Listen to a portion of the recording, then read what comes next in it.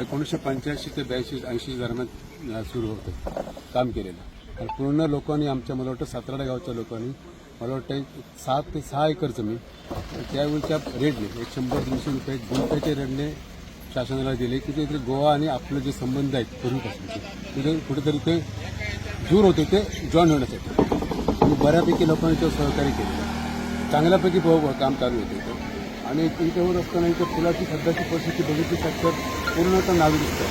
म्हणजे आता एका वर्षानंतर येतात 6 महिन्यानंतर येतात आणि थोडीशी डागडुजी करतात जातात. इथं येणारे आमच्याकडे दिवसाला मला वाटते 7 ते 8 हजार इथं पूर्ण गोवामध्ये जाणारे आमचे जे रोजगार जे बेरोजगार आहेत ते कामासाठी तिकडे जातात. त्यांना काम मिळतं. भविष्यात तर पोलिसचा काहीतरी अपघात झाला आणि एखादा अपघात झाला असताना कुठेतरी त्याची पूर्ण फॅमिली साहेब तिथं काय म्हणतात ते डॅमेज होऊ शकते. त्याच्यामुळे शासन आणि दोन्ही शासनाने तिथे कुठेतरी चांगले संबंध आपले आहेत गोवा आणि महाराष्ट्र किंवा सिंधुदुर्ग जिल्ह्याचे ते सुधारण्यासाठी किंवा पुढे भविष्यात येणाऱ्या युवकांना त्रास होऊ नये म्हणून तुम्ही शासनाने त्याचं लक्ष घालावं आणि जे काम चाललंय ते कुठेतरी चांगला परिणाम व्हावं. आता तात्पुरती डागडुजी करता हे आम्हाला मान्य नाहीये पण ते कुठेतरी चांगल्या परिणामी कायमस्वरूपी यावं ही माझी इच्छा. रोज इथे बघितलं तर हे असंच असतं.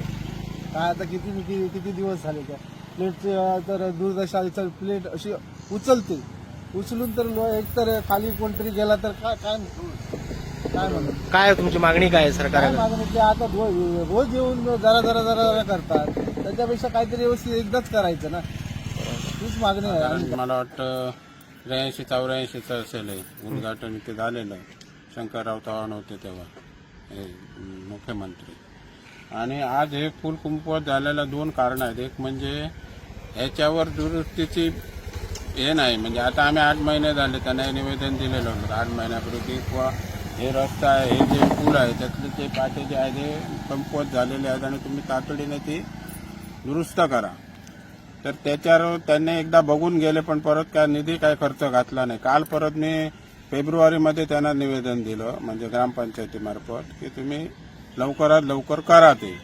तरी त्याने मला तेव्हा काय सांगितलं की आम्ही वर मंजुरीला पाठवले निधी नाही आहे आपल्याकडे तेव्हा मी लवकरात लवकर करून घेतो. पण आजपर्यंत काय त्याने आता हे बराचसा उठाव झाल्यानंतर मला वाटतं त्यांच्या कानापर्यंत ती बातमी पोचली असेल आणि त्यामुळे आता त्याने घेतलं. पण हे सिमेंटाचं आहे हे सिमेंटाचं कितपत राहू शकेल याची खात्री आम्ही देऊ शकत नाही.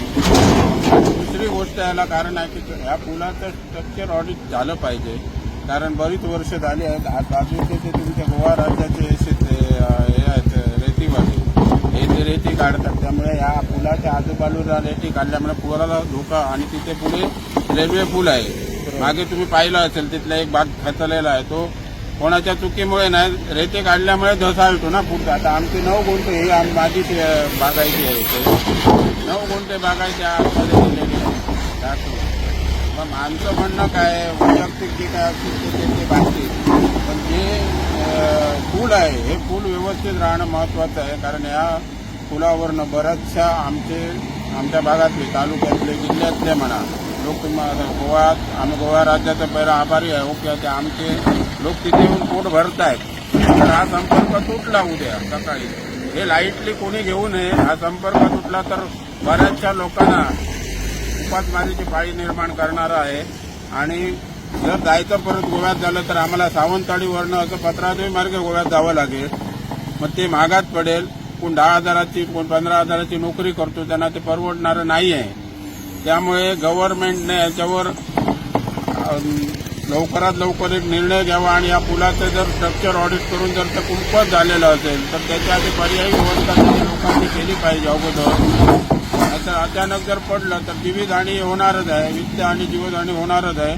पण लोकांचं नुकसान होणार आहे की लोक जे नोकरीसाठी पोटा पाण्यासाठी हाताला काम मिळालेलं आहे ते त्यांचं हातातलं काम निसटून जाईल आणि लोकांवर उपासमारीची पाळी येईल. पुलाचं काम जे त्यांच्यानी कॉन्क्रीट घातलेले असतात त्याका लोकांना काय ना ते किती दिवस टिकतले याची गॅरंटी कोण दिता का त्यांचे अधिकारी सुद्धा ना आम्ही जाय काय विचारतलो त्यांना तर कामगारांक आम्ही काय विचारतलो कोणाक तरी डोळ्याक पाणी लावचे काम असं आहे आणि काही एक नाही असं याच्यात.